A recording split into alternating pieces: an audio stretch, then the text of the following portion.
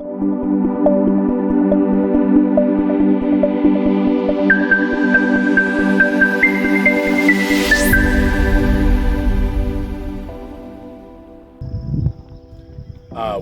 to Farm End. My name is Oscar Silali. I'm a livestock production officer.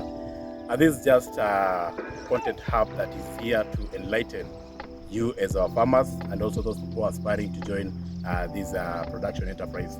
So today I'm just going to talk about business enterprises that are related to livestock and why most of them actually fail and don't actually take off.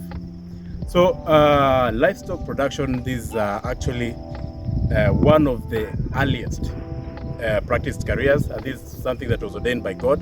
He made the animals and gave them to human. So when you talk about issues on agribusiness, is when how can we convert these animals to make profit out of them. So we have different enterprises of livestock, but today I'm just going to talk in general so that we get to understand what is pertained in this issue of production. We have some factors that actually lead to the collapse of these business enterprises, those that have started and those that are yet to start. When you ask somebody what are some of the factors that lead to collapse of a livestock enterprise, they will tell you issues like lack of capital, poor infrastructure. They'll tell you issues on market dynamics, issues on climate change. So yes, those are factors that actually lead to collapse of these enterprises. But we have the main factors that I will call, these are the ones that have been deduced by the team by Farm End to be the main and leading cause of the collapse of these enterprises. I'll start with one of it because they are not so professional, so you're just going to bear with me as I mention them the way they are. Because sometimes we have to call a spade for us to make money from this enterprise. The first factor is hearsay or rumors. This is one of the main issues that is actually leading to the collapse of very many enterprises. And an example is that you find you have somebody coming to you and telling you that, I have a loan of 1 million and I want to do livestock because I've seen my sister in Machakos is doing layer production and is harvesting so many eggs because I see a truck of pickup collecting the eggs every time. So I assume the sister is making a lot of money. That is rumor or that is hearsay. Another person, you'll hear him talking about, I see my neighbor milking 2 freshen cows, 40 liters each, that's 80 liters. So I also want to get into milk production because I see that the cows are producing well. But these are just rumors on hearsay because you don't have the facts towards that. So most of the people get into the enterprise, then when you get to find the obstacles that are actually there, because when you talk about farming, when you talk about production, we have factors and we have inputs that actually are needed into the production of that.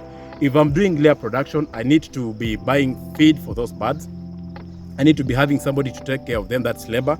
You need power, you need water, you need vaccines, you need medication, and other issues. Those are inputs. So if somebody gets into the business without actually analyzing the inputs and the cost of production, you think that now if I'm keeping 100 chicken, I'll be getting 100 eggs a day. Those are just rumors and hearsay. So that's a business that's going to crumble before even it begins. The other factor that I've seen is that really intense, especially in Africa, we are not so much actually investing into professionalism. We want to go the shorter way because we want to do maybe chicken farming. So the easiest way, you want to approach somebody who's also doing it somewhere or somebody who has heard about it. So you're avoiding the professionals that are actually into the sector, because if somebody like me coming to your farm, probably I'll charge you around a certain fee for consultation and also for advice and also for report generation. So you'll avoid, because you feel like if I charge you 3,000 shillings, that's very expensive. So you'll rather use your 500,000 to start an enterprise without involving a professional. So you find like in the middle of the production, there's a challenge, and mostly they fail due to biosecurity protocols. As a production officer, I will have given you the insights on how you can come up with a framework that is going to guide you from actually having these issues. But you find like now, because you have placed maybe 1,000 chicken, 500 have already died.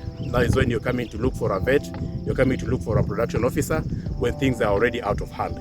So make sure that as you get into the business, if I have a problem with my tooth, I will not go to consult my friend. I will go to the dentist to have it fixed. The same issue if you want to do livestock production, go to the professionals that are actually related to production for them to give you guidance. That's one of the challenges that we are seeing, and actually the net loss that comes from avoiding professionalism is actually very high. The other thing, which actually I find it funny, and it's very rampant, especially when you come to these social media pages at enterprise, you'll find people talking about actually skyrocketing issues that are not reality. So this is a third factor that I'll call it hot air. Hot air is when you want to do a business enterprise like dairy farming or pig farming.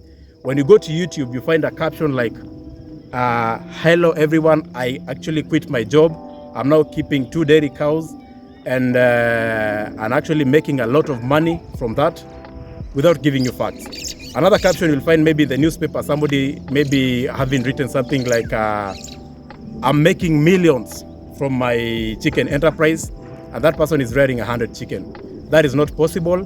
Those are things that actually mislead people. So avoid those channels that can actually lead you into areas of hyping your mind that things are going to work out miraculously, or which they can't. So if you find somebody telling you that I keep 1,000 birds, so I get 1,000 eggs, I sell 1,000 eggs, maybe 15 shillings per egg, that is 15,000 shillings I make in a day, that's a lie. It's a big lie. It's a big fallacy, because those birds are not consuming manna from heaven. They're actually not being treated by an angel from somewhere.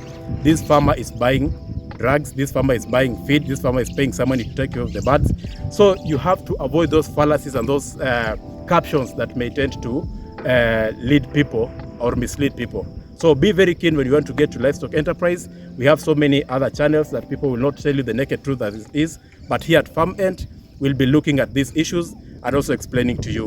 Like we have the videos that are coming onwards, we'll be talking about actually the cost implication of every form of production for all the conventional and non-conventional livestock species.